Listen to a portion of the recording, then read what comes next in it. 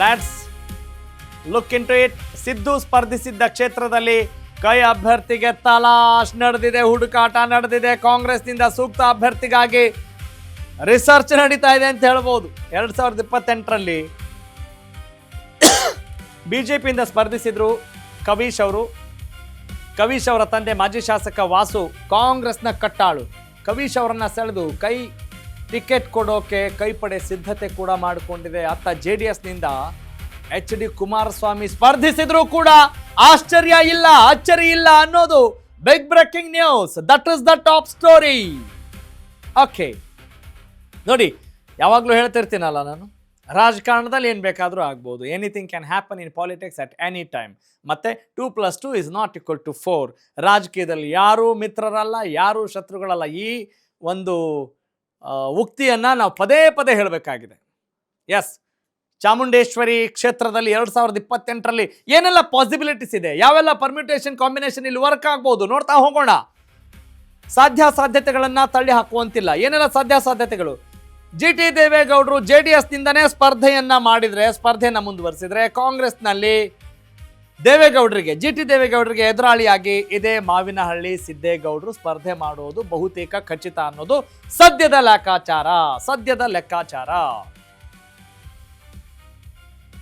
Okay, GT ದೇವೇಗೌಡರು ಕಾಂಗ್ರೆಸ್ನಿಂದ ಏನಾದರೂ ಸ್ಪರ್ಧೆ ಮಾಡಿದ್ರೆ JD ಹರೀಶ್ ಗೌಡ ಅವರ ಪುತ್ರನನ್ನೇ JDSನಿಂದ ಕಣಕ್ಕಿಳಿಸಬಹುದು. ಹುಣಸೂರಿನಿಂದ ಅಲ್ಲಿಗೆ ಟಿಕೆಟ್ ಕೊಡಬಹುದು. ಆ ಸಾಧ್ಯತೆಯನ್ನು ಕೂಡ ತಳ್ಳಿ ಹಾಕುವಂತಿಲ್ಲ ಅಂತ ಹೇಳ್ತಾ ಇದೆ ಸದ್ಯದ ಲೆಕ್ಕಾಚಾರ, ಸದ್ಯದ ಸಮಾಚಾರ. Very interesting.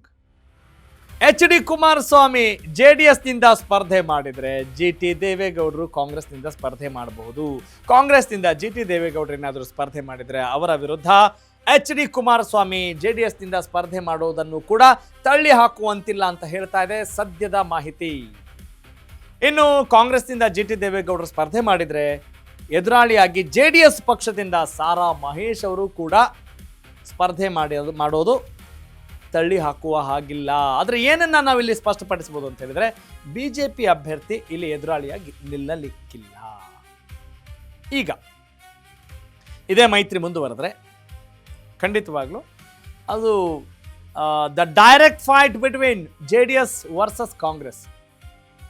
JDS ಈಗ ತನ್ನದೇ ಆದಂಥ ಪ್ರಾಬಲ್ಯವನ್ನು ಚಾಮುಂಡೇಶ್ವರಿಯಲ್ಲಿ ಸಾಧಿಸಿದೆ.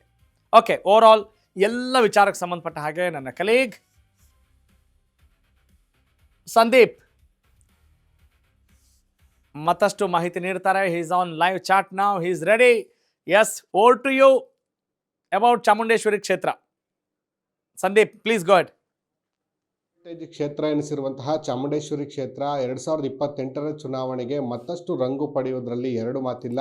ಈಗಾಗಲೇ ಹಾಲಿ JDS ಶಾಸಕರು ಇದ್ರೂ ಕೂಡ 3 ಪಕ್ಷದಿಂದ ಮುಂದಿನ ಚುನಾವಣೆಗೆ ಯಾರಾಗ್ತಾರೆ ಅಭ್ಯರ್ಥಿ ಎನ್ನುವಂತಹ ಪ್ರಶ್ನೆ ಕೂಡ ಮೂಡಿರ್ತಕ್ಕಂಥದ್ದು. ಕಾರಣ GT ದೇವೇಗೌಡರ ನಡೆಯಿಂದಾಗಿ ಈಗಾಗಲೇ JDS ಪಕ್ಷ ಬೇಸತ್ತು JT ದೇವೇಗೌಡರನ್ನ ಪಕ್ಷದಿಂದ ಉಚ್ಚಾಟನೆ ಮಾಡಬೇಕು ಅನ್ನುವಂತಹ ನಿರ್ಧಾರದವರೆಗೂ ಕೂಡ ಯೋಚನೆಯನ್ನ ಮಾಡಿರುವುದುಂಟು. ಹಾಗಾಗಿ ಮುಂದಿನ ಬಾರಿ JDSನಿಂದ GT ದೇವೇಗೌಡ ಸ್ಪರ್ಧೆ ಮಾಡದಿದ್ರೆ JDSನಿಂದ ಯಾರು ಸ್ಪರ್ಧೆ ಮಾಡ್ತಾರೆ ಅನ್ನುವಂಥದ್ದೇ ಸದ್ಯಕ್ಕಿರುವಂತಹ ಕುತೂಹಲ. ಹೀಗಾಗಿ ಹಲವು ಆಕಾಂಕ್ಷಿಗಳ ದಂಡೆ JDSನಿಂದಲೂ ಕೂಡ ಇರ್ತಕ್ಕಂಥದ್ದು. ಖುದ್ದು JT ದೇವೇಗೌಡರ ಪುತ್ರ ಹರೀಶ್ ಗೌಡ ಆಗಿರ್ಬೋದು, ಹಾಗೆ ಬೆಳವಾಡಿ ಶಿವಮೂರ್ತಿ ಹಾಗೂ ಮಾಜಿ ಜಿಲ್ಲಾ ಪಂಚಾಯತ್ ಸದಸ್ಯರಾಗಿದ್ದಂತಹ ಜಿ ಮಾದೇಗೌಡರು, ಈ ರೀತಿಯಾಗಿ ಹಲವು ಆಕಾಂಕ್ಷಿಗಳ ದಂಡೆ JDSನಲ್ಲಿದೆ. ಅಲ್ಲದೆ ಕಾಂಗ್ರೆಸ್ನಿಂದಲೂ ಕೂಡ ಸಾಕಷ್ಟು ಮತದಾರರ ಶಕ್ತಿಯನ್ನು ಹೊಂದಿರತಕ್ಕಂಥ ಚಾಮುಂಡೇಶ್ವರಿ ಕ್ಷೇತ್ರದಲ್ಲೂ ಕೂಡ ಸಿದ್ದರಾಮಯ್ಯನವರು ಸ್ಪರ್ಧೆ ಮಾಡಿದ್ರು ಕೂಡ ಕಾಂಗ್ರೆಸ್ನಿಂದಲೂ ಕೂಡ ಸೂಕ್ತ ಅಭ್ಯರ್ಥಿಯ ಹುಡುಕಾಟ ಇನ್ನೂ ಕೂಡ ನಡೀತಾ ಇರತಕ್ಕಂತಹದ್ದು. ಕಳೆದ ಬಾರಿ JDSನಿಂದ ಬಂದಿದ್ದಂತಹ ಮಾವನಹಳ್ಳಿ ಸಿದ್ದೇಗೌಡರಿಗೆ ಕಾಂಗ್ರೆಸ್ ಟಿಕೆಟ್ ಅನ್ನು ನೀಡಲಾಗಿತ್ತು. ಆದರೆ ಬಹಳ ದೊಡ್ಡ ಮಟ್ಟದ ಅಂತರದಲ್ಲಿ ಏನು ಸೋಲನ್ನು ಅಪ್ಪಿದ್ರು. ಈ ಒಂದು ನಿಟ್ಟಿನಲ್ಲಿ ಈ ಬಾರಿ ಅವರನ್ನು ಹೊರತುಪಡಿಸಿ ಬೇರೆ ಹೊಸ ಮುಖಗಳಿಗೆ ಕಾಂಗ್ರೆಸ್ ಮಣೆ ಹಾಕುವಂತಹ ಸಾಧ್ಯತೆಗಳು ಕೂಡ ಇರತಕ್ಕಂತಹದ್ದು. ಅಲ್ಲದೆ JDS ಮತ್ತು ಕಾಂಗ್ರೆಸ್ ನಡುವೆ BJP ಕೂಡ ಒಂದು ಸೈಲೆಂಟ್ ಫೈಟ್ ಅನ್ನು ಈ ಒಂದು ಕ್ಷೇತ್ರದಲ್ಲಿ ಕೊಡ್ತಾ ಬಂದಿರತಕ್ಕಂತಹದ್ದು. ಕಳೆದ ಬಾರಿ ಏನು ಕೊನೆ ಗಳಿಗೆನಲ್ಲಿ BJP ಟಿಕೆಟ್ ಅನ್ನ ಗಳಿಸಿದಂತಹ ಮಾಜಿ ಶಾಸಕ ವಾಸು ಪುತ್ರ ಕವೀಶ್ ಗೌಡ ಸುಮಾರು 50,000ದಷ್ಟು ಮತಗಳನ್ನ ಪಡೆದುಕೊಂಡಿದ್ರು. ಈ ಹಿನ್ನೆಲೆಯಲ್ಲಿ BJPಯಿಂದ ಅವರು ಕೂಡ ಈ ಬಾರಿ ಪ್ರಬಲ ಪೈಪೋಟಿಗೆ ಟಿಕೆಟ್ಗಾಗಿ ಇಳಿಯುವಂತಹ ಸಾಧ್ಯತೆಗಳು ಕೂಡ ಇರತಕ್ಕಂತಹದ್ದು. ಒಂದು ವೇಳೆ ಏನು ಕಾಂಗ್ರೆಸ್ನಿಂದ ಸೂಕ್ತ ಅಭ್ಯರ್ಥಿ ಯಾರು ಕೂಡ ಸಿಗದೇ ಹೋದಂಥ ಪಕ್ಷದಲ್ಲಿ ಮಾಜಿ ಶಾಸಕ ವಾಸು ಪುತ್ರ ಕವೀಶ್ ಗೌಡಗೆ ಕಾಂಗ್ರೆಸ್ ಗಾಳ ಹಾಕುವಂತಹ ಸಾಧ್ಯತೆಗಳು ಕೂಡ ಇರ್ತಕ್ಕಂಥದ್ದು. ಕಾರಣ ಇಷ್ಟೇ, ಏನು ಮಾಜಿ ಶಾಸಕ ವಾಸು ಏನಿದ್ದಾರೆ ಅವರು ಕಾಂಗ್ರೆಸ್ ಪಕ್ಷದ ನಿಷ್ಠಾವಂತ ಕಾರ್ಯಕರ್ತರಾಗಿ 2 ಬಾರಿ ಶಾಸಕರಾಗಿದ್ದರು. ತಮ್ಮ ಮಗ BJPಗೆ ಹೋಗಿ ಸ್ಪರ್ಧೆಯನ್ನು ಮಾಡಿದಂಥ ಸಂದರ್ಭದಲ್ಲೂ ಕೂಡ ಕಾಂಗ್ರೆಸ್ ಪಕ್ಷದ ಸಿದ್ಧಾಂತಗಳಿಗೆ ಒಪ್ಪಿಸಿ ಕಾಂಗ್ರೆಸ್ ಪಕ್ಷದಲ್ಲೇ ಕೂಡ ಇದ್ದರು. ಇದೀಗ ಅವರು ಏನು ಕಾಲವಾಗಿರ್ತಕ್ಕಂಥ ಹಿನ್ನೆಲೆಯಲ್ಲಿ ಸಿದ್ದರಾಮಯ್ಯನವರು ಅವರ ಪುತ್ರ ಕವೀಶ್ ಗೌಡರಿಗೆ ಕಾಂಗ್ರೆಸ್ ಟಿಕೆಟ್ ಆಫರ್ ಅನ್ನು ಕೂಡ ಕೊಟ್ಟು ಕಾಂಗ್ರೆಸ್ ಪಕ್ಷಕ್ಕೆ ಕರ್ತರುವಂತಹ ಎಲ್ಲ ಸಾಧ್ಯತೆಗಳು ಕೂಡ ಇರತಕ್ಕಂತಹದ್ದು. ಅಲ್ಲದೆ ಏನು JT ದೇವೇಗೌಡರ ಅನುಪಸ್ಥಿತಿನಲ್ಲಿ ಈ ಒಂದು ಕ್ಷೇತ್ರದಲ್ಲಿ ಯಾರಾಗ್ತಾರೆ JDS ಅಭ್ಯರ್ಥಿ ಅನ್ನುವಂತಹ ಕುತೂಹಲ ಕೂಡ ಇದ್ರು. ಸಾಕಷ್ಟು ಆಕಾಂಕ್ಷಿಗಳ ಪೈಕಿ ಈ ಒಂದು ಕ್ಷೇತ್ರ JDSನ ಪ್ರಾಬಲ್ಯ ಕ್ಷೇತ್ರ ಆಗಿರುವಂತಹ ಕಾರಣಕ್ಕಾಗಿ ಖುದ್ದು JDSನ ವರಿಷ್ಠರಾಗಿರ್ತಕ್ಕಂಥ HD ಕುಮಾರಸ್ವಾಮಿ ಆಗಿರ್ಬೋದು, ಅವರ ಪುತ್ರ ನಿಖಿಲ್ ಕುಮಾರಸ್ವಾಮಿ ಆಗಿರ್ಬೋದು, ಇವರು ಕೂಡ ಈ ಒಂದು ಕ್ಷೇತ್ರದಿಂದ ಸ್ಪರ್ಧೆ ಮಾಡಿದ್ರೆ ಅಚ್ಚರಿ ಪಡಬೇಕಾದಿಲ್ಲ. ಯಾಕಂದ್ರೆ JDS ಪ್ರಾಬಲ್ಯವಿರುವಂತಹ ಕ್ಷೇತ್ರ ಆಗಿರುವಂತಹ ಕಾರಣಕ್ಕಾಗಿ ಈ ಒಂದು ಸೇಫ್ ಕ್ಷೇತ್ರವನ್ನ ಕುಮಾರಸ್ವಾಮಿ ಅವರು ಅಥವಾ ನಿಖಿಲ್ ಕುಮಾರಸ್ವಾಮಿ ಅವರು ಆಯ್ಕೆ ಮಾಡಿಕೊಳ್ಳುವಂತಹ ನಿಟ್ಟಿನಲ್ಲಿ ಕೂಡ ಯೋಚನೆಯನ್ನು ಮಾಡಬಹುದು. ಕಾರಣ ಬೇರೆ ಕ್ಷೇತ್ರಗಳ ಪ್ರಚಾರಕ್ಕೆ ಹೆಚ್ಚಿನ ಸಮಯ ಸಿಗುತ್ತೆ ಅನ್ನುವಂಥ ಕಾರಣಕ್ಕಾಗಿ ಈ ಕ್ಷೇತ್ರವನ್ನು ಕೂಡ ಆಯ್ಕೆ ಮಾಡ್ಕೊಳ್ಬಹುದು. ಇದೆಲ್ಲ ಚರ್ಚೆಗಳು ಒಂದು ಕಡೆ ಇದ್ರೆ, ಮುಂದಿನ 2028ರ ಚುನಾವಣೆ ಮತ್ತಷ್ಟು ರಾಜಕೀಯ ರಂಗು ಪಡೆದುಕೊಳ್ಳುವಂತಹದ್ದು GT ದೇವೇಗೌಡರ ನಡೆಯಿಂದಾಗಿ. ಅಂದ್ರೆ GT ದೇವೇಗೌಡರು JDS ನಲ್ಲೇ ಉಳಿತಾರ, ಕಾಂಗ್ರೆಸ್ ಇಂದ ಬಂದು ಸ್ಪರ್ಧೆ ಮಾಡ್ತಾರ ಎನ್ನುವಂತದ್ರ ವಿಚಾರಗಳ ಮೇಲೆಯೇ 2028ರ ಚುನಾವಣೆಯ ರಂಗು ಪಡೆದುಕೊಳ್ಳುವಂತಹದ್ದು. Okay fine, thank you Sandeep.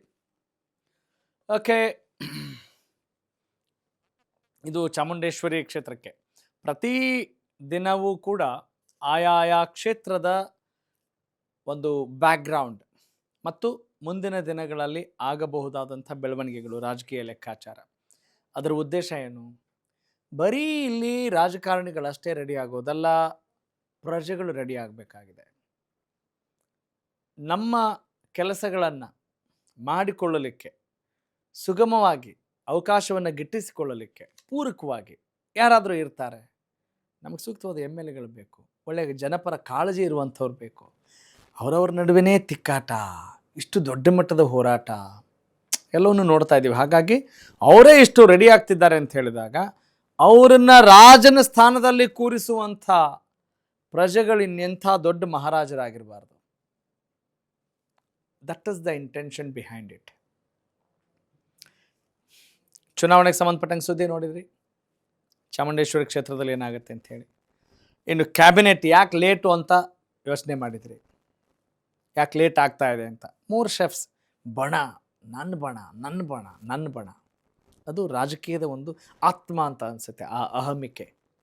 Okay, ಇನ್ನೊಂದು CJPಯ ಪ್ರೊಟೆಸ್ಟ್ ಅನ್ನೋದಕ್ಕಿಂತ ಹೆಚ್ಚಾಗಿ ಇದು ನಮ್ಮೆಲ್ಲರ ಪ್ರತಿಭಟನೆ ನ್ಯಾಯಕ್ಕೋಸ್ಕರ ಆಗಬೇಕಾಗಿದೆ. ಮುಂದಿನ ದಿನಗಳಲ್ಲಾದರೂ ಜನರ ಬಗ್ಗೆ ಭಯ ಬರುವಂತಾಗಲಿ ಅನ್ನೋದು ನಮ್ಮ ಉದ್ದೇಶ.